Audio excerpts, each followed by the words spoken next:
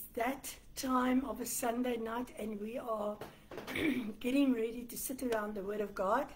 And I know that you're excited as well as I am very excited to talk to you tonight. The seasons are changing, eh?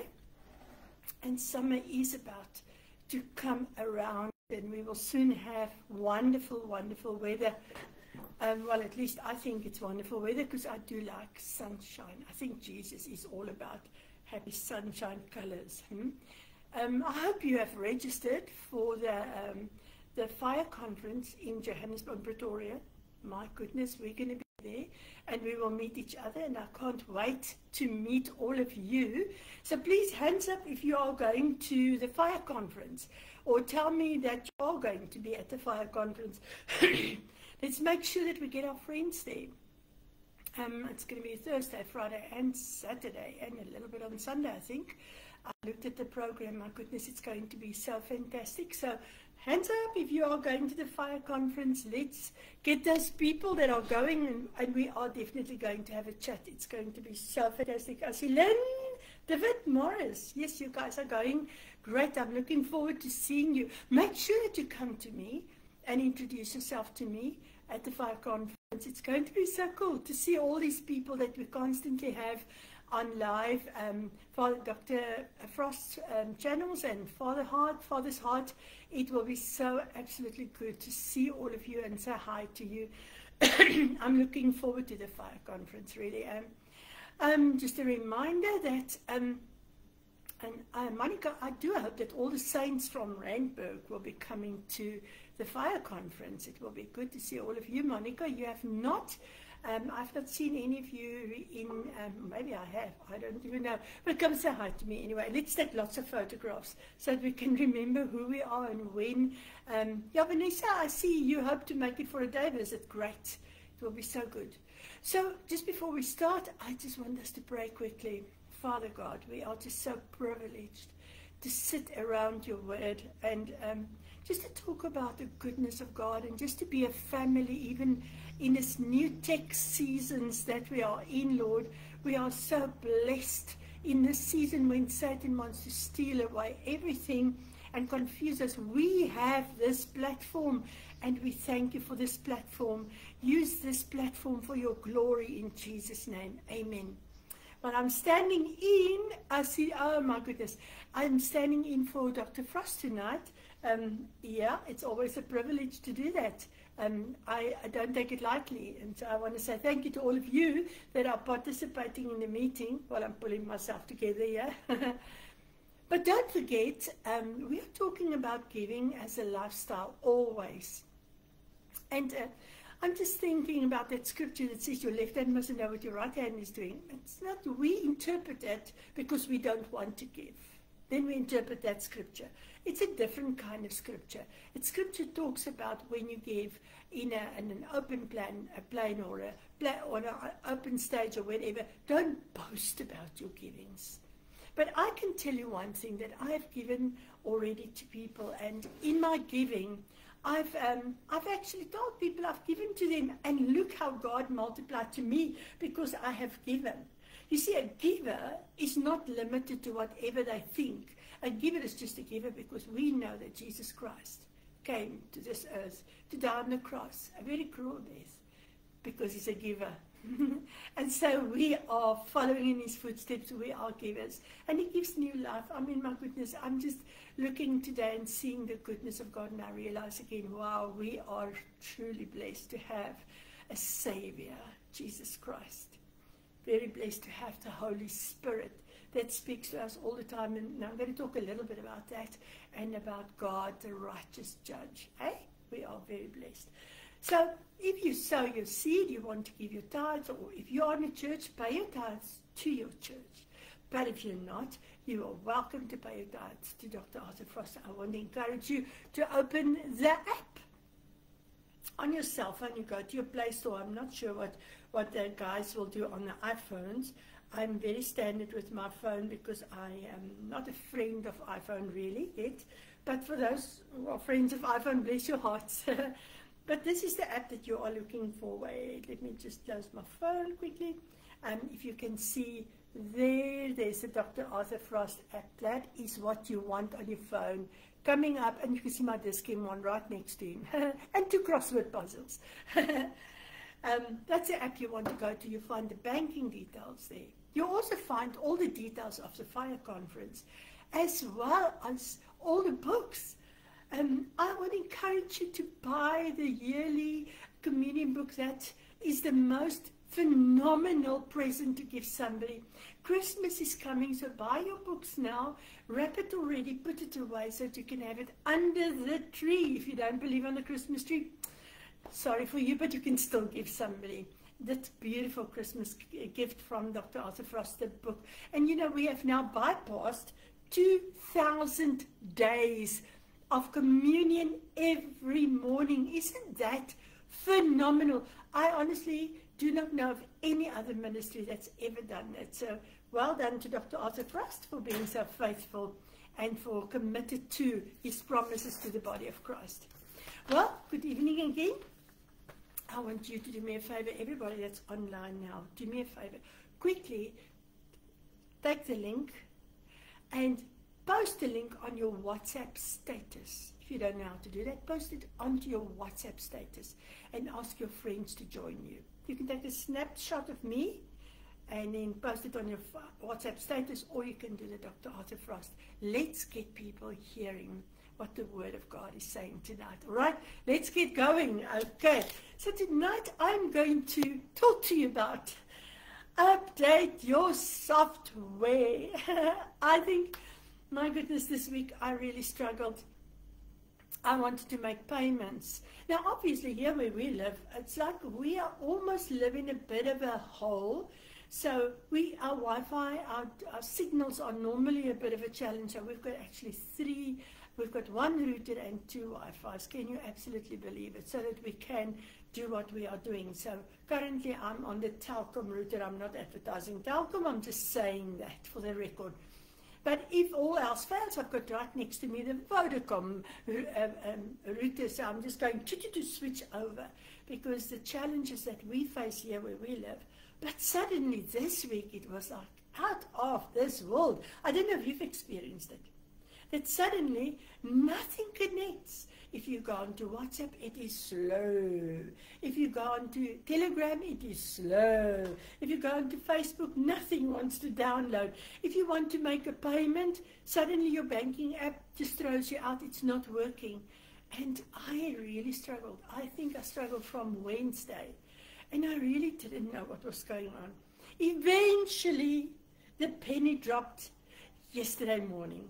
Can you believe it? It took me from Wednesday to Saturday morning for the penny to drop. Let's check and see if my software isn't outdated. Now, in this digital world that we are living in, we are constantly, if you've got a cell phone, you are constantly prompted to update your software. Why?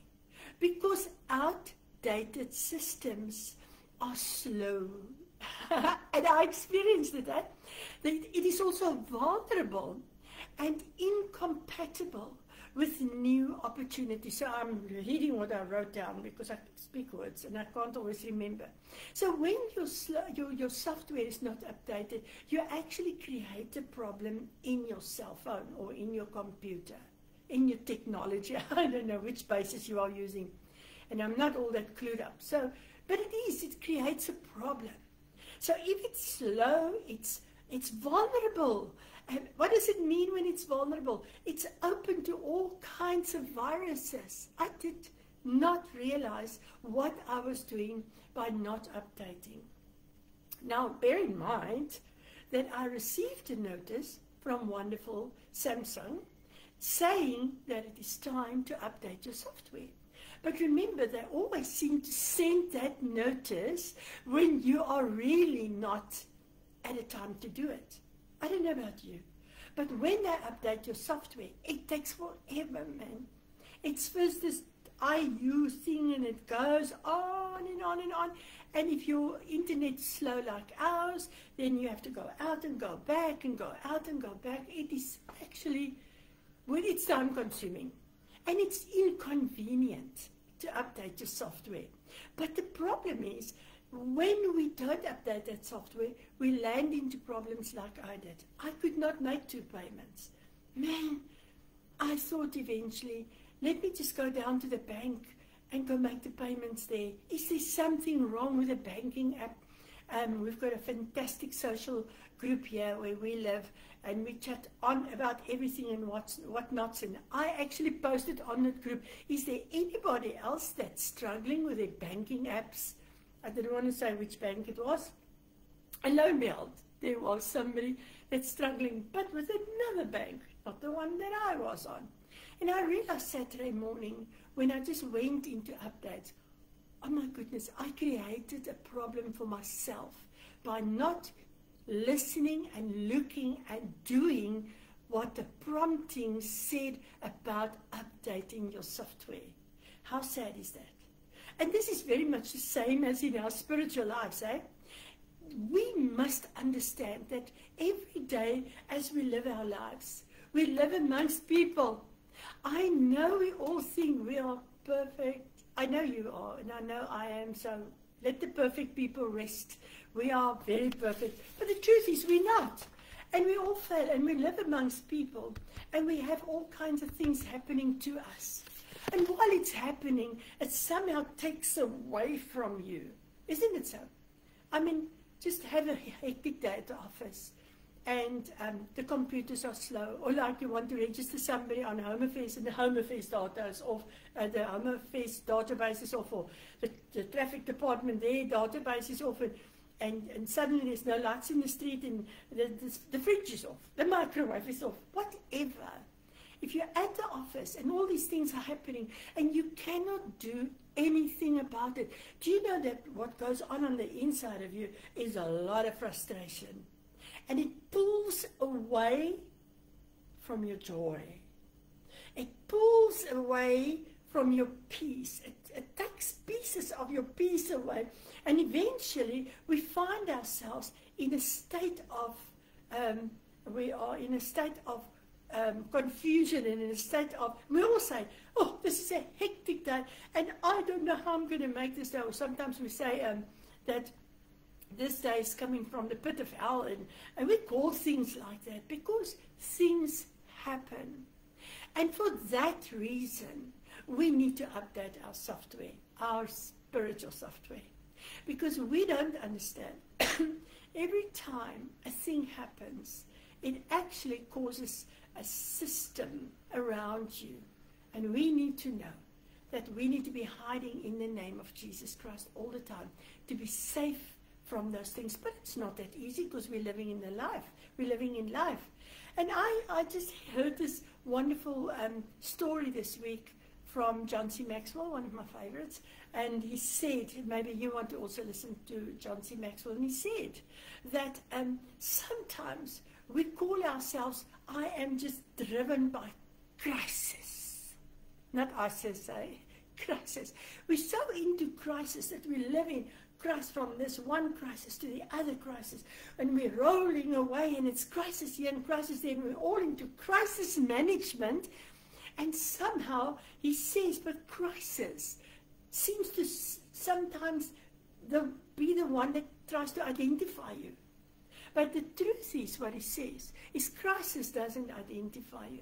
Crisis reveals you. It says crisis reveals you. It reveals who you are under crisis.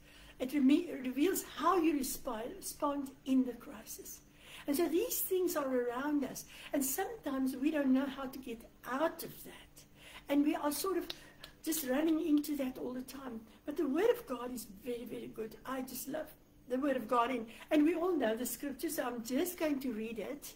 I'm just going to read it that you can just hear it again. And maybe the people can type it in so that we can see if you've got the Scripture, and we can repeat it right there in the chat. The Scripture is in Psalms 37, verse 23. Did you get that? Psalms 37, verse 23. And it says, and you know it, the steps of a good man are ordered of the Lord, and he delights in his way. goes on and says, though he falls, he shall not be cast down, because the Lord upholds him with his right hand. And it's important to know that things will happen to you.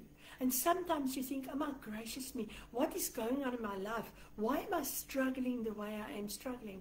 Is that you must just go back to the space where you say, wait a minute, the steps of the good man. I am a good man. I'm born of God. Oops, I'm just losing my viewing here. I'm born of God. I'm a good person. So my steps are ordered of the Lord. And if my steps are ordered of, excuse me, good old rooibos tea, black and bitter. But if my steps are ordered of the Lord, then surely there's somebody guarding over me. Then surely the Lord is watching over me. Then surely that Psalm 91 which says, I shall give you my angels charge over you, that counts, because the Lord delights in what we do. But here is the thing. God has a divine plan for each one of us. He has a future filled for us with hope and purpose and prosperity. But crisis can sometimes cause you to make, you know what my husband always says, don't make a long-term decision in a short-term crisis. Do you want to type that down? That's a very cool one. Don't make a long-term decision in a short-term crisis. We find that many times. When crisis comes, you want to quickly get out of it, but you don't sit and plan, because the Lord has a plan for your life. He wants you to prosper. He wants you to do well. So let's go to the next scripture. It's in Jeremiah. I'm giving you just what you know. You don't have to really be a very smarty to know it. You can just really follow that. It's Jeremiah 29 verse 11. We know that one? Maybe you want to type it in the chat. Jeremiah 29:11. It says, for I know I have plans for you. For the Lord says, for I know the plans I have for you, says the Lord. It is plans to prosper you, and it's plans not to harm you. So even when there's a crisis, the Lord doesn't want to harm you. He's not there to harm you. The crisis will only reveal how much you have of Jesus Christ in your life. And He says plans to give you a hope and a future, so that you do not have to make a long-term decision in a short-term crisis. What has that got to do with updating your software? I think in my crisis this week, I was pressurized to make 2 payments, and I just couldn't make the payments. It wasn't dead end, and I had to do it. I just wanted to finish it off, otherwise, you know, life gets busy and you forget to make the payments. And every time this banking app is so slow, it throws me out, every time. That became a crisis of my own doing. And if I, at the time, just sat and updated my software, then I would not have had this crisis. And so sometimes in all this, understanding that the steps of a good man are ordered of the Lord, understanding that the Lord He's got great plans for your life, understanding those 2 scriptures, in amidst all of that, crisis can come and push you into a place where you forget what really is important. And I think that is what we need to look at. What is the number one important in my life? Why is it important to walk in the plan of God? Why is it important to download and upgrade your software? You know, some of us, our cell phones are outdated now, not even your software, but you can still upload and update your software. You don't always have to get a new phone. The phone just has to be cleaned every now and again. I don't know about you, but I have a lot of cleaning today. But what's important is, here with all the plans that the Lord has for us, we have plans, and Satan says, I'm going to bombard you with crisis. And all that the Lord wants for us is He wants us to download, sit down. So let's look at this. Number 1, the steps to spiritual update in your spiritual software. Okay, number 1. You want to type it in. All the clever people that's so quick. Just type this one in. Number 1, trust the developer. Trust the developer.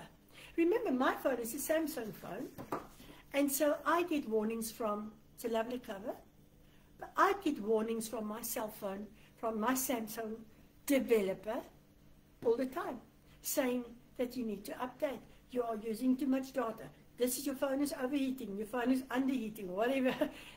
My developer understands exactly what's happening in my phone. And it's the same with Jesus Christ. Remember, God is the designer of your life. Psalm 139 says, before you were made in secret, I knew you by your name. I think sometimes when I sit and I just think about that scripture, how phenomenal it is. The designer knows me by my name. He wrote a book about my life. In other words, everything inside of me is the plan that he has for my life. The same as what Jeremiah 29:11 says. There is a plan for good, not for evil. Not to harm you, but to give you a wonderful, good outcome. It is important to understand that you need to trust the developer. Trust the Lord Jesus Christ with your life. How often, and I mean, I was frustrated with those apps, eh? I sat there. Then I speak to someone, speak to my husband and say, what on earth is going on? Is your app working? Yes, his app is working. And the whole strange, on Thursday night, his phone asked for an update. And he said to me, must I do it? I said, yes, do it. Otherwise, you are going to have problems with your phone. And there I was the one. You know how good we are. We give advice to everybody but ourselves. But if we trust our developer, and he says it's time to take a check, just sit down and take a check. When all these crises are coming, when all these things are happening, what is actually happening in your spirit? What is actually the problem that is causing your life to go haywire? What is the situation? What are you facing? What have you got to deal with? And so when we have to download our software, we actually have to switch off the phone sometimes. The developer will say that it will take a few minutes. Don't switch off on your phone now. Don't do this. It tells you. And when you do that, it starts working on the inside of the phone. There where you don't see. But would you know, no jokes, when that upload was done, when the software was upgraded, suddenly I was able to make payments. Just that time that was inconvenient, very inconvenient for me, to just put away the phone, not to focus on what I have to do on the phone, not even the laptop. I didn't even look at the laptop. Just to sit down and wait it out. I think the first step is when you trust the developer, sit in his presence and wait it out. Read the Word of God. Just say, Lord, calm my spirit. These crises around me, they are stealing away my joy. They are wanting me to feel unhappy. They are frustrating me. They're removing my focus. They get me to focus on other things, but not on what the plans of God is for my life. How dangerous is that? Point number 2. Follow the ordered steps. You want to type it in? 2. Follow the ordered steps.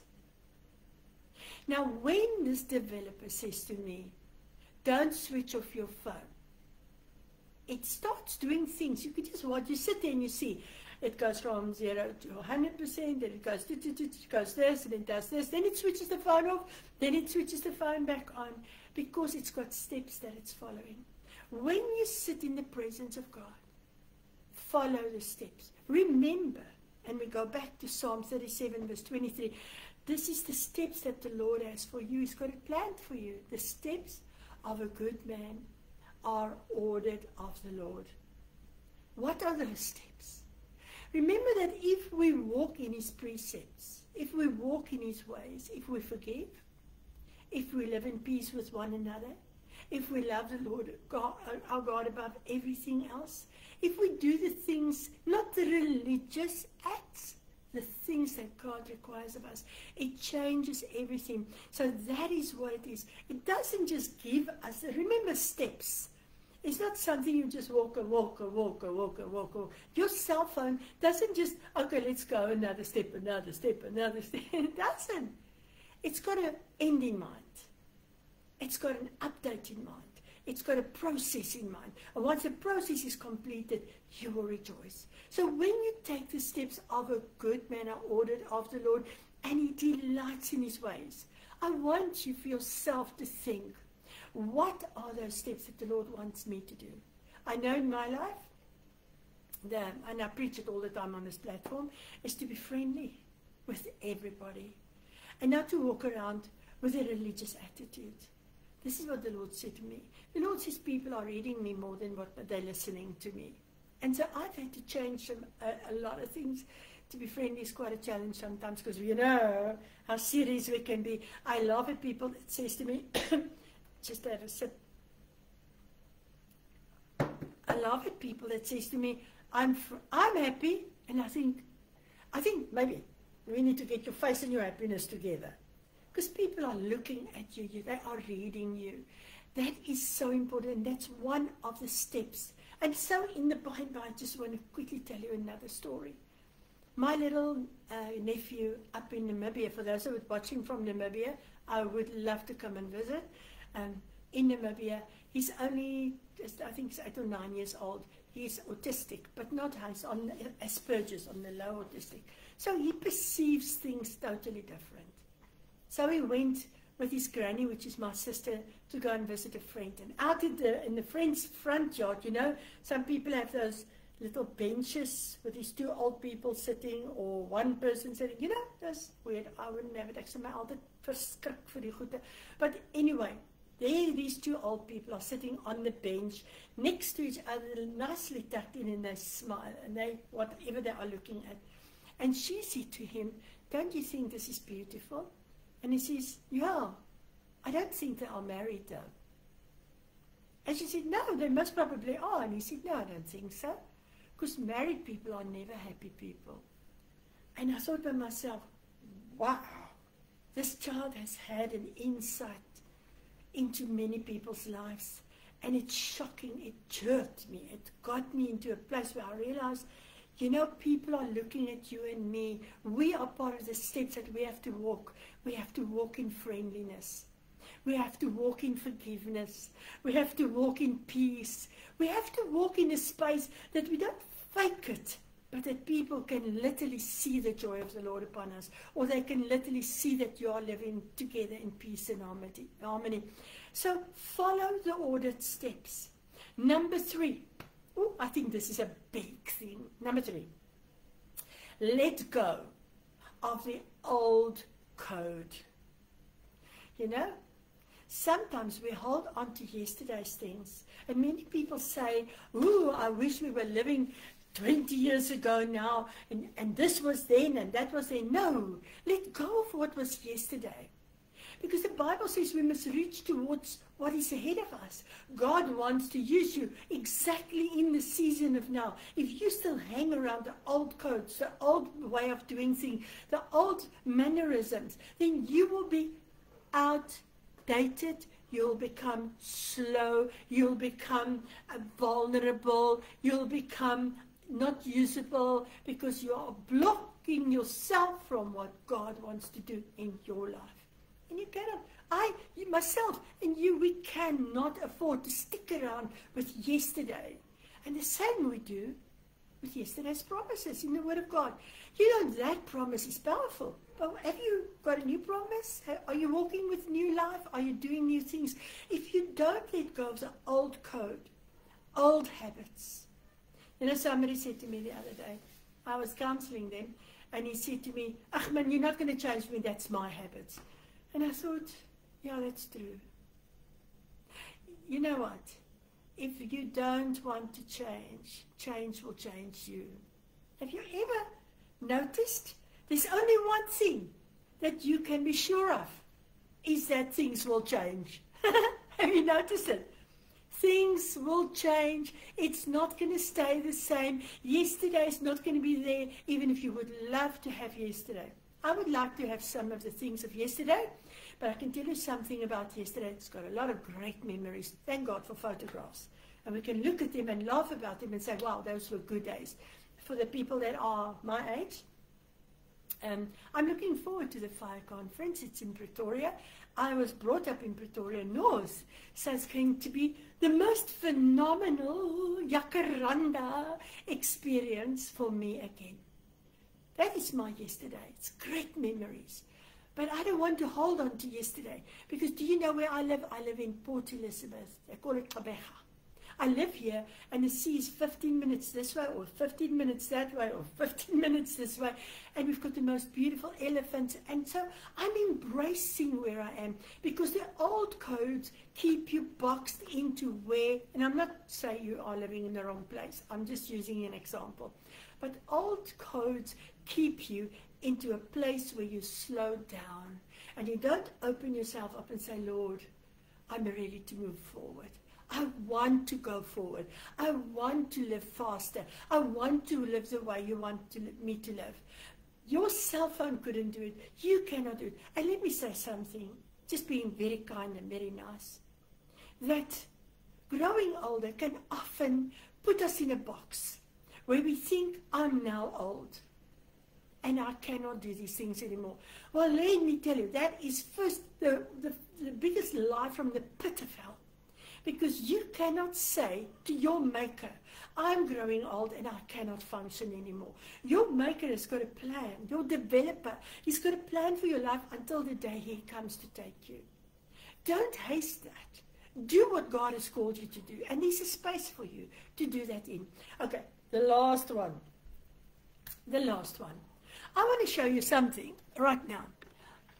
If you move into a place where you understand, number one, that you trust your developer. Number two, that you follow the ordered steps. Number three, that you let go of the old codes. But number four, I want to say, this is very important, stay connected to the source. I'm going to say it again. Number four, stay connected to the source. I think this is so important. So I've got this light here. It looks like a light to you, but it's fading because it wanted to be connected all the time. It's an old one. It needs to be connected.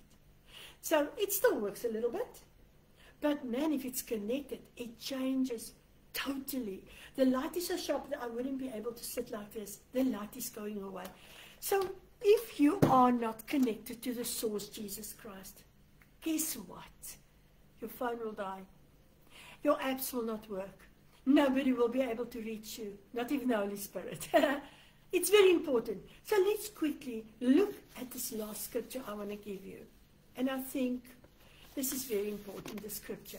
In John 14, verse 26. That is why I'm so excited about the fire conference.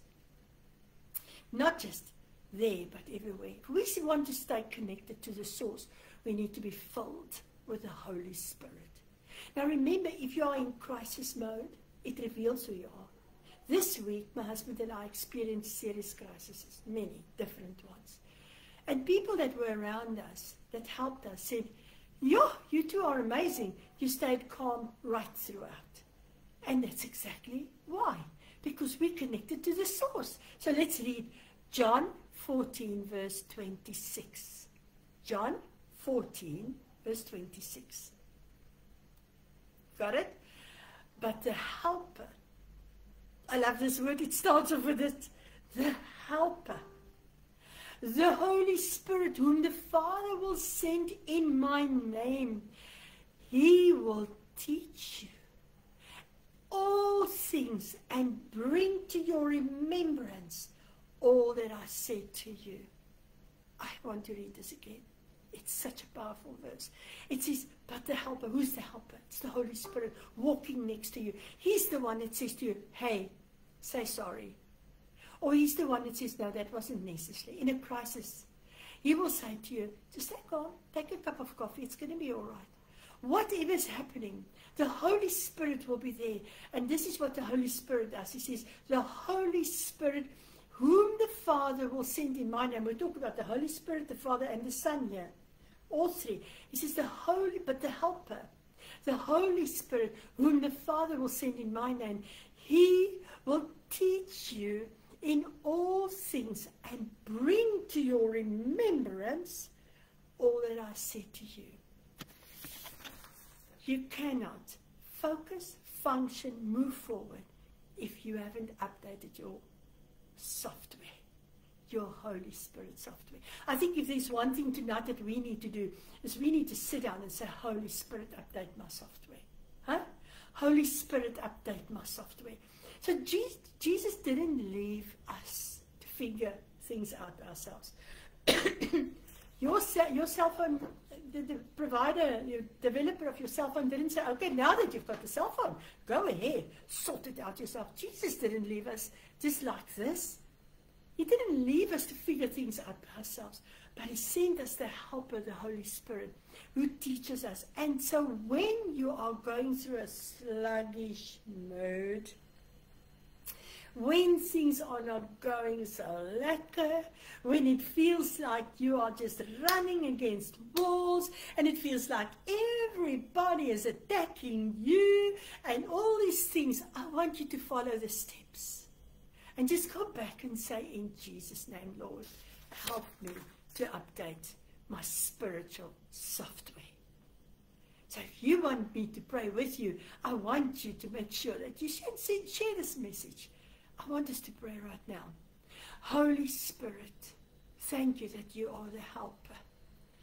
Jesus, we thank you that you died on the cross. And God the Father, thank you that you care so much that you send us Jesus, and that Jesus send us the helper, the Holy Spirit, and that we can come into his presence.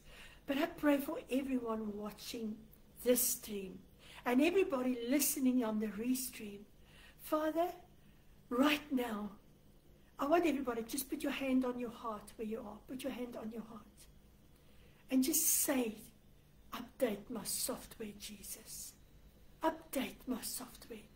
Let me have a touch from the Holy Spirit all over again. So that whatever I go through, when I'm updated, I will walk in the presence of God. You pray for yourself. In Jesus' name. Cancel out every assignment that the devil has, but let me focus on this moment in your presence. Let me remove all clutter from my life and focus on your presence. Jesus, on your presence. Thank you, Holy Spirit. Thank you, Holy Spirit. Well, the Lord bless you. So if we see you at the fire conference, make every effort to come to me and come and say hi to me. Let's take a photograph so that we can remember who we are next time around. God bless you. Have a lovely weekend. May you just feel the presence and the joy and the peace of God.